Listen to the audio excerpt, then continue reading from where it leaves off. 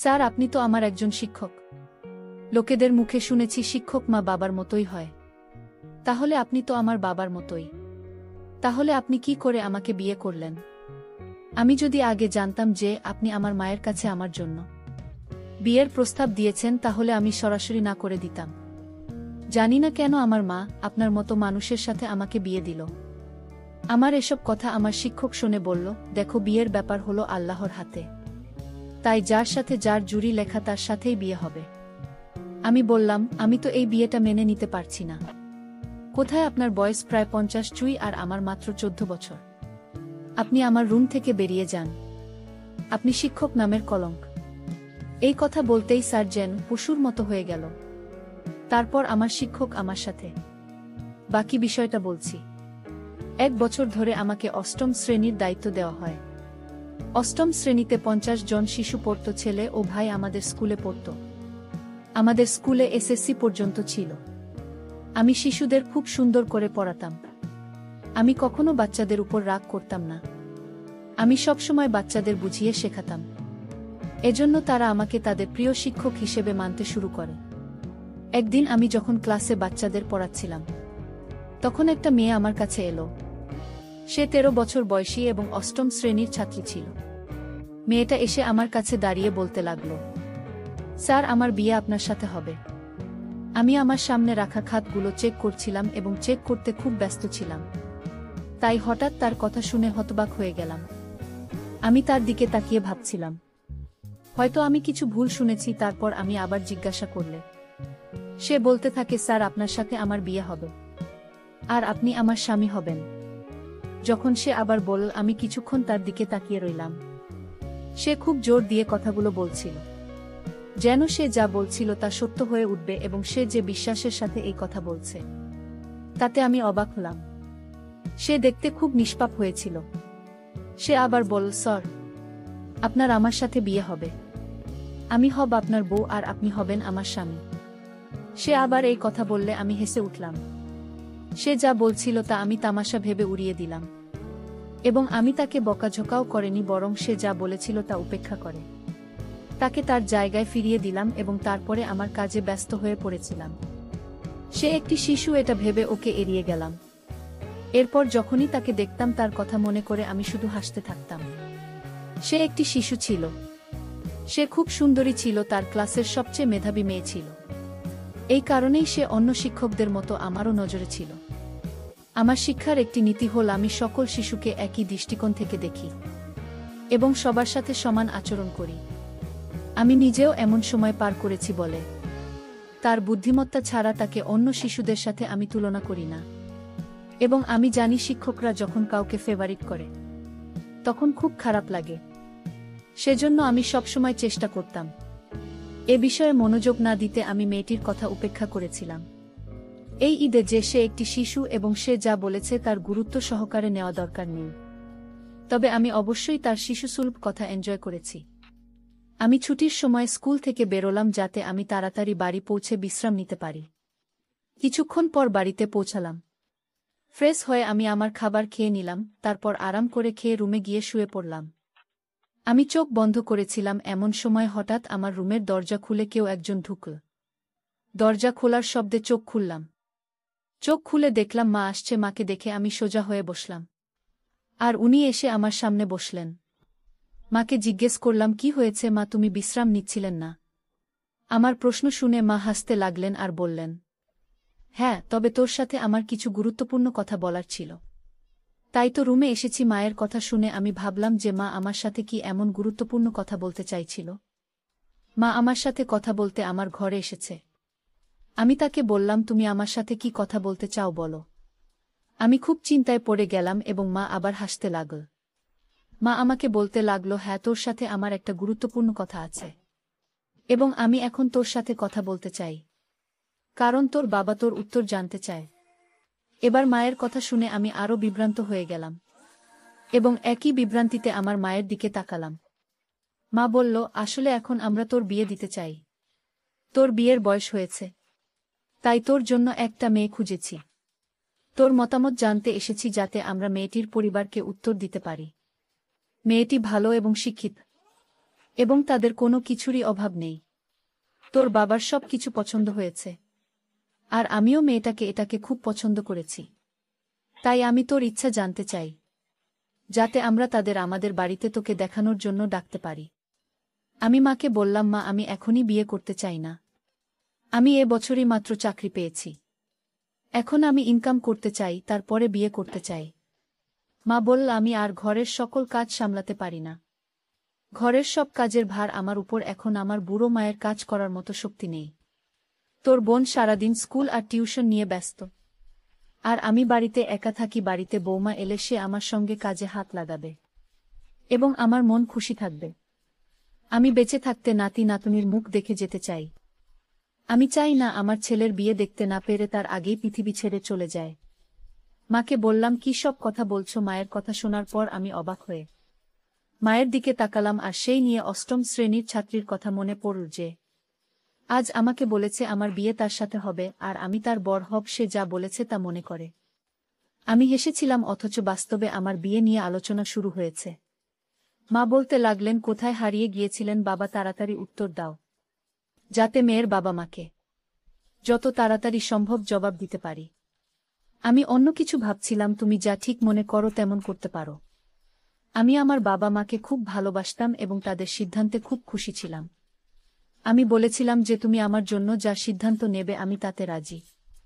আমি জানতাম যে আমার বাবা মা কখনোই আমার জন্য ভুল সিদ্ধান্ত নেবেন না। তাই আমি আমার বাবা মায়ের প্রতিটি সিদ্ধান্তকে সম্মান করতাম।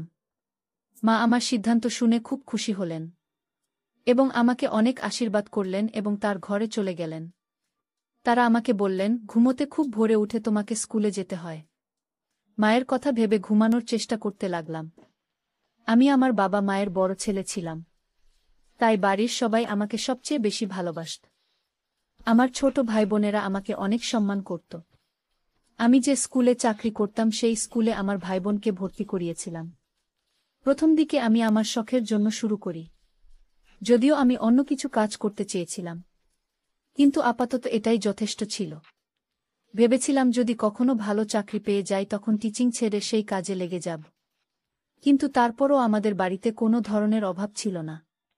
আমার বাবার আমার রোজগারের সংসারটা ভালোই চলছিল। আমি স্কুলে কাজ শুরু করার পর 1 বছর হয়ে গেছে। আমার সামর্থ্য দিয়েই চাকরি পেয়েছি বলে আমার বাবা আমার চাকরি নিয়ে খুব খুশি ছিলেন। আমি খুব মেধাবী ছিলাম, সেজন্য স্কুলের লোকজনও আমার বেতন তাড়াতাড়ি বাড়িয়ে দেয়। আমি খুব ভালো করে বাচ্চাদের পড়াতাম। আমি কখনোই বাচ্চাদের সাথে খারাপ শব্দ ব্যবহার করিনি এবং স্কুলের সবাই আমাকে অনেক সম্মান করত এবং আমার বাবা মা জন্য খুশি ছিলেন যে আমি দায়িত্ব বুঝতে শিখেছি। আমার দায়িত্ব ছিল অষ্টম শ্রেণীতে পড়ানোর। আমাকে তো তাদের পড়াতে হবে এবং আমি কোনো সংকট ছাড়াই এই দায়িত্ব নিয়েছিলাম। আমি পড়ানো বিষয়ে আগ্রহী ছিলাম। এখন আমি অষ্টম শ্রেণীর স্থায়ী শিক্ষক হয়েছি এবং শিশু শ্রেণীর বাচ্চাদের পড়াতাম না। এরা আবার আমার কাছে এসে আমার সাথে বিয়ের ব্যাপারে খুব জোরালো সুরে কথা বলতে লাগল। আমি আবার তার কথায় হেসে ফেললাম। ভাবলাম সে বাচ্চা, শিশুরা প্রায় এমন কথা বলে। আমি বিয়ে করার জন্য আমার বাবা মাকে হ্যাঁ বলে দিয়েছিলাম এবং আমার উত্তরে মেয়েপক্ষের বাবা মায়ের কাছে পৌঁছে গিয়েছিল। মা বলল, কয়েকদিন পর মেয়েটির পরিবার আমাকে দেখতে আমার বাড়িতে আসবে। তাতে আমি রাজি হয়েছি। আবার আমি যখন স্কুলের অষ্টম শ্রেণীর বাচ্চাদের পড়াতে ছিলাম, তখন হঠাৎ আবার সেই মেয়েরা আমার কাছে এসে বলতে লাগল, স্যার, আপনার বিয়ে আমার সাথে হবে এবং আপনি আমার স্বামী হবেন। তার কাছ থেকে আবারও একই কথা শুনে কিছুটা অবাক হলাম, কিন্তু আমি আবার হাসলাম এবং তার কথাগুলো হেসে উড়িয়ে দিলাম। সে শিশু মানে মেয়েটার কথায় হেসে ওঠা ছাড়া আমি আর কি করতে পারতাম। আজ ওর কথায় হাসতে হাসতে ওর কথাটা আরেকবার ইগনোর করলাম। আমি অন্য বাচ্চাদের সাথে ব্যস্ত হয়ে পড়লে এই জিনিসগুলি আমি মন থেকে ভুলে গেলাম। কিন্তু আগামী কয়েকদিনের মধ্যেই স্পষ্ট হয়ে গেল সে তার কথায় কতটা বিশ্বাস ছিল। কারণ সে প্রতিদিনই আমার কাছে আসত এবং একই কথা বলত যে তোমার বিয়ে আমার সাথে হবে এবং তুমি আমার স্বামী হবে। শুরুতে আমি তার কথা শুনে হাসতাম এবং তা নিয়ে মজা করতাম, কিন্তু কতদিন আমি এটা করতে পারতাম? কারণ এখন শব্দের সীমা ছাড়িয়ে গেছে এবং এটা আমার সাধ্যের বাইরে চলে গেছে এবং আমার মনে হয়েছিল যে কোনোদিন আমি তার উপর রাগ দেখিয়ে ফেলব। আমি বুঝতে পারিনি যে সে আমাকে প্রতিদিন বিরক্ত করছে। সে এমন করত এবং তাও কোনো কারণ ছাড়াই। একদিন তাকে ভালো করে বুঝিয়ে দিয়েছিলাম যে সে যেন এভাবে কথা না বলে, কিন্তু সে তখনও বুঝতে পারেনি। সে আবার একই কর্ম পুনরাবৃত্তি করেছিল। এবার তার কথায় আমি আরও বিরক্ত হয়ে গেলাম। কিভাবে এই শিশুটিকে এইসব কথা থেকে দূরে রাখা যায়? তার প্রশ্নের কোনো সমাধান আমি পেলাম না। আমি আমার স্কুলের অন্য শিক্ষকদের যেটা বলতে পারিনি, কারণ আমি জানতাম আমার কথা শুনে তারা বলবে ও বাচ্চা, তার কথাকে উপেক্ষা করো। যদিও আমি তাকে ছোট ভেবে তার কথাগুলিকে উপেক্ষা করতে পারিনি। এবং আমি খুব বিরক্ত ছিলাম, কারণ সে প্রতিদিন একই কথা বলছিল। সেদিনও চেয়ারে বসে আমি যখন ক্লাসের বাচ্চাদের পড়াচ্ছিলাম তখন সে আমার কাছে এসে আমার কাছে একই কথা বলা শুরু করল। সে প্রতিদিন এই কথা বলত এবং আমি এটা সহ্য করতে পারছিলাম না, এবং আমার তার উপর খুব রাগ ছিল। ওদিক এসে আমার সামনে নিষ্পাপ মুখে দাঁড়িয়েছিল। প্রথমে তাকে ভালোবেসে বুঝিয়েছিল বাচ্চারা এমন কথা বলে না, কিন্তু তারপরেও সেই একই কথা বলেছিল, যেটা সে সবসময় বলত। এবার আমি আরও বিরক্ত হয়ে গেলাম। আমি ওকে ধমক দিয়ে বললাম তাহলে ওর বাবাকে স্কুলে নিয়ে আসতে। আমি তাকে রাগ দেখিয়ে বললে সে বলতে শুরু করে, স্যার আমার বাবা স্কুলে আসতে পারবে না। আমি তার বাবাকে স্কুলে ডাকতে চেয়েছিলাম, যাতে আমি তার সমস্ত কাজকর্ম সম্পর্কে বলতে পারি, এবং সে তার মেয়েকে বোঝাতে পারে যে বাচ্চারা এইভাবে কথা বললে ভাল লাগে না। আমি তাকে বোঝালে হয়তো সে বোঝেনি, তবে সে অবশ্যই তার বাবার কথা মানবে। খুব নিষ্পাপ মুখে এ কথা বললেও আমি বললাম তিনি আসতে পারবেন না কেন সেটা বলাতে। আমার খুব রাগ হল, কিন্তু কোনো রকমের রাগ কন্ট্রোল করে অনেক নরমভাবে তাকে জিজ্ঞাসা করলাম, তোমার বাবা স্কুলে আসতে পারবে না? কারণ সুমাইয়া বলল, স্যার আমার বাবা পঙ্গু, 2 পা দিয়ে হাঁটতে পারে না। আপনি আমাদের বাড়িতে গিয়ে তার সাথে দেখা করুন। শিশুটি খুব শান্ত স্বভাবের বলছিল। আমি অবাক হলাম যে তার বাবা পঙ্গু। আমার তো বিশ্বাস হচ্ছিল না, কিন্তু মেয়েটি 8ম শ্রেণীতে পড়ে। তার মেয়েটা এতটাই ছোট ছিল না যে এত বড় মিথ্যে বলবে। তার বাবা নিশ্চয়ই পঙ্গু ছিলেন, সেই কারণেই মেয়েটি এমন কথা বলছিল।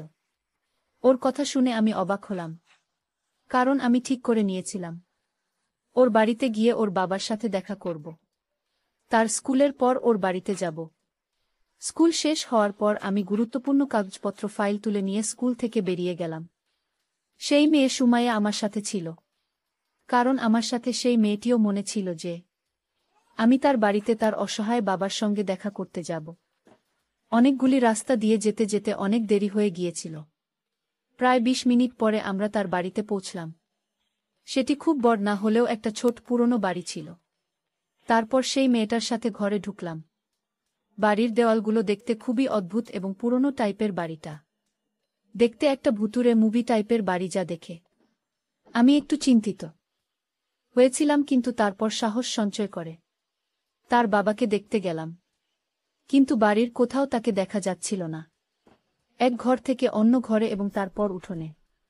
রান্নাঘরের পুরো বাড়ি উকি দেওয়ার পরেও আমি তার বাবা মাকে ঘরে দেখতে পেলাম না। ওরা বলছিল তার বাবা অসহায়। সে যদি অসহায় হয়ে কোথাও যেতে না পারে তাহলে তার বাড়িতে উপস্থিত থাকা উচিত ছিল, কিন্তু বাড়ির কোথাও তাকে দেখতে পেলাম না। আমি বিরক্ত ছিলাম। আমি তাকে জিজ্ঞাসা করলাম, তোমার বাবা কোথায়? সে বলল, সামনের ঘরে আছে বাবা। আমি ঘরের দিকে তাকাচ্ছিলাম, কিন্তু সেই ঘরের দিকে তাকাতেই আমি অবাক হয়ে গেলাম, কারণ আমি সেই ঘরে আগেই দেখেছি সেটা খালি ছিল। খুব সাধারণ একটা বাড়ি ছিল না তো। বাড়িতে বেশি আসবাব ছিল না। বাড়িতে বসবাসকারী কেউ উপস্থিত ছিল জানি না। সে আমাকে কার বাড়িতে নিয়ে এসেছে। আমি তার অনুরোধে আমি ঘরে ঢুকলাম। ভাবলাম আর একবার দেখতে ক্ষতি কি যে। আমি রুমের ভিতরে ঢুকলাম। তারপর যা দেখলাম তাতে আমার দম বন্ধ হয়ে আসছিল, কারণ আমি আমার পিছনে একজন মহিলার কণ্ঠস্বর শুনতে পেলাম। যা আমি পিছনে ঘুরে দেখলাম, আমি হঠাৎ ভয় পেয়ে গেলাম এবং আমি চিৎকার করে উঠলাম, কারণ আমার সামনে একজন মোটা মহিলার দাঁড়িয়েছিলেন। তিনি আমার দিকে তাকিয়েছিলেন। আমি তাকে জিজ্ঞাসা করলাম, তুমি কে? দরজা খোলা ছিল, কিন্তু সুমাইয়া কোথাও দেখতে পাচ্ছিলাম না, এবং দরজার সামনে সেই মহিলা দাঁড়িয়ে ছিল। তার সামনে দিয়ে আমি বের হতে পারব না।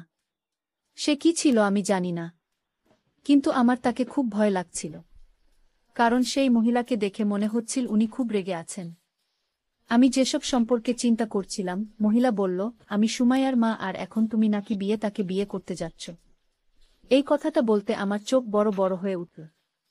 আমি জোরে চিৎকার করে বললাম, কি রকম বাজে কথা বলছেন? তখন সেই মহিলা রাগে ভরা চোখ নিয়ে বলল, গলা নিচু করে কথা বলো, আর বলল, চলো এখন তোমার বিয়ের আয়োজন হবে। আমি বললাম, আপনি একজন মহিলা এবং আমি আপনাকে সম্মান করি। আপনি কিভাবে আপনার 13 বছরের মেয়েকে আমার সাথে জোর করে বিয়ে দিতে পারেন? কোথায় সে 13 বছর বয়সী আর কোথায় আমি একজন 25 বছর বয়সী যুবক? তারপর তারা আমাকে বুলিয়ে বালিয়ে এই 13 বছর বয়সী মেয়ের সাথে বিয়ে দিয়ে দিল। আমি যখন বাসর ঘরে ঢুকলাম, তখন মেয়েটি বলল, আপনি আমার রুমে আসবেন না। আমার বিয়ের বয়স হয়নি। কিন্তু এতে আমার করার কিছু ছিল না, কারণ আমার মা বাবা আপনার সাথে বিয়ে দিতে আমাকে বাধ্য করেছে। আপনি 3 বছর আমার রুমে আসবেন না। আমি বললাম, এটা আবার কেমন কথা? বিয়ে করেছ আমায় আর বলছো 3 বছর পর তোমার রুমে আসব। তাহলে কেন এত আগে আমায় বিয়ে করলে? সুমাইয়া তখন উত্তর দিল, আমি বিয়ে করেছি ঠিকই, কিন্তু আপনি আপনার জায়গায় থাকুন। আমার জায়গায় আসার চেষ্টা করবেন না, কারণ আমার বয়স তো অনেক কম। আমি বললাম, আমি তোমার কোন কথাই শুনব না। আমার যা করার আমি করব। সুমাইয়া বলল, এটা কিন্তু বাড়াবাড়ি হচ্ছে। ভালো হবে না কিন্তু। আমি মাত্র ক্লাস 8-এ পড়ি।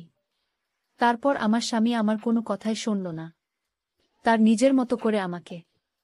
আমি তার এসব আচরণ সহ্য করতে পারছিলাম না। আমি বলছিলাম, আমার কিন্তু সহ্য হচ্ছে না। আমাকে দয়া করুন। সে আমাকে কোনোভাবেই দয়া করল না, বরং আমার সকল দামি সম্পদগুলো কেড়ে নিল। বন্ধুরা, আজকে এই পর্যন্তই। ভিডিওটি যদি ভালো লাগে, তাহলে একটি লাইক দিন। আর তোমরা যদি এইরকম ধরনের ইন্টারেস্টিং ভিডিও পেতে চাও, তাহলে দয়া করে আমার চ্যানেলটি সাবস্ক্রাইব করো। পরিশেষে তোমাদের সকলের সুস্বাস্থ্য কামনা করি। ভিডিওটি দেখার জন্য তোমাদের সকলকে অসংখ্য ধন্যবাদ।